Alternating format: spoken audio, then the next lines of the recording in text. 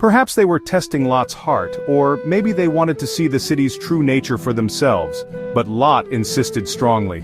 "No, my lords, please, turn aside to your servant's house. You can wash your feet and spend the night. Then you may go on your way early." He understood the terrible risks of a night in Sodom's public square for any visitor. Lot's persistence showed his sincere concern. He urged them until they agreed. They went with him to his home. Lot prepared a meal for them. He baked bread without yeast, a sign of a special meal. He wanted to offer them comfort and protection. His actions stood out. They were a bright light of goodness. This goodness was rare in the darkness of Sodom. He did what was right, even when surrounded by wrong. "No, we will spend the night in the square." The sun began to set over the city of Sodom. It was known far and wide for its wickedness. Lot, a nephew of the righteous Abraham, sat near the city gate. This was a common place for men to gather. He watched as people came and went. The air was warm, but a sense of unease often filled these streets. Lot knew the city well. He understood its hidden dangers. He tried to live a good life there. Two strangers approached the gate of Sodom. They appeared as men, but they were angels sent by God. Lot looked up and saw them. He felt in his heart that they were special. He rose quickly to meet them. He bowed down with his face to the ground. This was a sign of deep respect. Lot wanted to show them kindness in this unfriendly city. He knew strangers were not always safe in Sodom. Their demand was shameful. It was a demand for wicked, unnatural acts. This showed the depth of Sodom's sin. They had no respect for guests, they had no fear of God, their hearts were filled with evil desires. The entire city seemed to have joined in this terrible purpose. Lot was horrified. He knew he had to protect his guests. Hospitality was a sacred duty. He went out to the angry crowd. He carefully shut the door behind him to shield the angels. He faced the furious men alone. "No, my brothers, please, do not act so wickedly." He begged them to reconsider their evil plans. He hoped to appeal to any shred of decency left in them. His voice was filled with desperation. In his extreme distress, Lot made a terrible offer. He was desperate to protect his guests from the mob. "Look, I have 2 daughters who have never known a man. Let me bring them out to you. You can do to them as you please, but please do nothing to these men. They are under the protection of my roof." This showed how desperate Lot was. It also showed a flawed judgment in a moment of great fear. The mob, however, cared nothing for his daughters. Their wicked focus remained on his male visitors. "Where are the men who came to you tonight? Bring them out to us so that we can know them." Before Lot's guests could lie down to rest for the night, trouble began. A loud noise grew outside Lot's house. The men of Sodom, both young and old, surrounded the dwelling. Every man from every part of the wicked city was there. They had heard about Lot's visitors. Their intentions were evil and violent. They shouted and banged on the door. A feeling of dread filled Lot's home. The peace of the evening was shattered by their hateful cries. Then the angels performed a miracle. They struck all the men outside with blindness. This happened to both the young and the old. The entire mob that had been so violent moments before was now helpless. They groped around trying to find the doorway. They could not see anything. They became tired and confused. Their evil intentions were stopped by a power far greater than their own. This divine intervention was a clear judgment on their wickedness. The immediate threat to Lot and his family was gone. The blinding light of God's power had scattered the darkness of Sodom's sin. The contrast was stark. The savage fury of the mob met the calm, decisive power of the angels. The city's deep corruption was now fully exposed. There was no doubt about its evil. The angels had seen enough. The time for judgment was drawing very near for Sodom. "Now stand back." They reached out and pulled Lot quickly back into the house. Then they swiftly shut the door, securing it against the raging crowd. Lot was safe for the moment, saved by the very guests he sought to protect. This sudden rescue showed that God was watching. He was ready to act. "Lot, come inside quickly!" They surged forward. They tried to break down the door of Lot's house. Lot was in grave danger. His efforts to reason with them had failed completely. Just as the mob was about to overpower Lot, the 2 guests inside acted. These were no ordinary men. They were angels with divine power. "Get out of our way. This fellow came here as an outsider, and now he wants to play the judge. We'll treat you worse than them." The wicked men of Sodom grew even angrier at Lot's words. They did not listen to his pleas. Instead, they shouted. So the angels took Lot, his wife, and his 2 daughters by the hand and physically led them out of the city. This was an act of God's great mercy. "There is no time. Take your wife and your daughters and go." "Come quickly." Every person connected to Lot needed to leave immediately. There was no time to waste. The angels stressed the seriousness of the situation. The city was doomed. Lot hurried to find his sons-in-law, the men who were engaged to marry his daughters. He warned them of the coming disaster. "Lot, hurry and get out of this place. The Lord is about to destroy the city."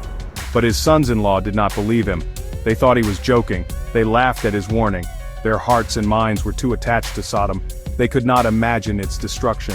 Their unbelief was a sad mistake.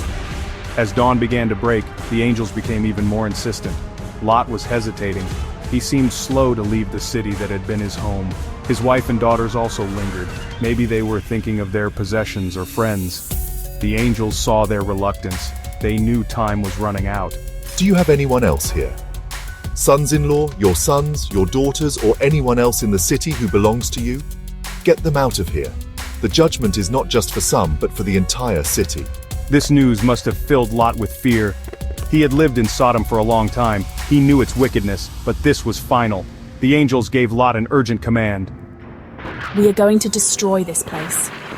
The outcry against the people of Sodom and Gomorrah is so great that it has reached the ears of the Lord. God has sent us to carry out the destruction. These were life-saving orders. Their obedience was crucial for their survival. The danger was not over simply because they were outside the city walls. They had to keep moving. Lot, however, was still afraid. The thought of fleeing to the mountains terrified him. He pleaded with the angels, "Lot, oh no, my lords, your servant has found favor in your eyes. You have shown great kindness in saving my life, but I cannot flee to the mountains. This disaster will overtake me and I'll die. Please, let me flee to that small town over there. Isn't it a small place? Let me go there, then my life will be spared." He called it Zoar, meaning small. God, in his mercy, granted Lot's request. Zoar would be spared for Lot's sake. By the time Lot reached Zoar, the sun had fully risen over the land. Then the Lord began the terrible destruction. He rained down burning sulfur and fire from the heavens.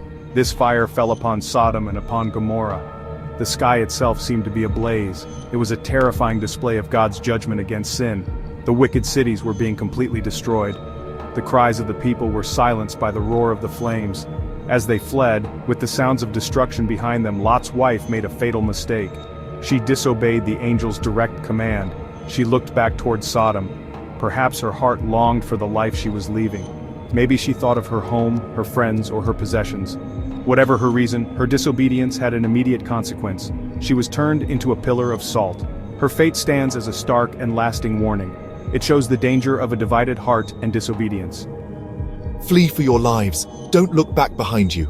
Don't stop anywhere in the whole plain. Flee to the mountains, or you will be consumed. The Lord's judgment was swift and complete. He rained down fire and burning sulfur from the sky. This fiery storm fell upon Sodom and Gomorrah. It also destroyed all the other cities in that fertile plain. Everything that grew in the soil was burned up. All the inhabitants of those cities perished. The devastation was absolute. Nothing was left but smoldering ruins and smoke. The land that was once like the Garden of Eden became a barren wasteland. Early the next morning, Abraham went to the place where he had stood before the Lord. He had pleaded with God to spare Sodom if righteous people were found there. He looked out toward Sodom and Gomorrah and saw the entire plain covered in thick smoke. The smoke rose from the land like the smoke from a giant furnace. Abraham understood that the cities had been judged. His heart must have been heavy. Yet, even in this great destruction, God showed his faithfulness. The Bible tells us that God remembered Abraham. It was because of Abraham's faith and his relationship with God that Lot was saved. God brought Lot out of the midst of the catastrophe. He rescued him when he overthrew the cities where Lot had lived. This shows God's mercy. He is willing to save those who trust in him, even when surrounded by judgment. Lot and his two daughters had reached the small town of Zoar. They were safe from the fire, but soon Lot became afraid to stay in Zoar. He feared it might also be destroyed, or perhaps he feared the people there. So he left Zoar and went to live in the mountains. He and his two daughters found shelter in a cave. They were now isolated and alone. They had escaped death, but they faced a future filled with fear and uncertainty. Their grief and desolation were great. Moab became the ancestor of the Moabites. Ben-Ami became the ancestor of the Ammonites. These nations would later have troubled relationships with Israel. The consequences of their desperate, sinful actions rippled through many generations. The story of Sodom and Gomorrah and Lot's escape teaches us many important lessons. It clearly shows God's deep hatred for sin and his righteous judgment against persistent evil, but it also highlights his incredible mercy and his desire to save those who are willing to turn to him. Lot was saved because of God's grace. The story warns us about the dangers of loving the world and its ways. It shows the terrible price of disobedience as seen with Lot's wife. It calls us to trust God completely and obey his commands even when it is difficult. There is always hope when we heed God's warnings and seek his guidance. I also had a son and named him Ben-Ami. I had a son and named him Moab. This plan was born out of fear and a misunderstanding of God's power to provide.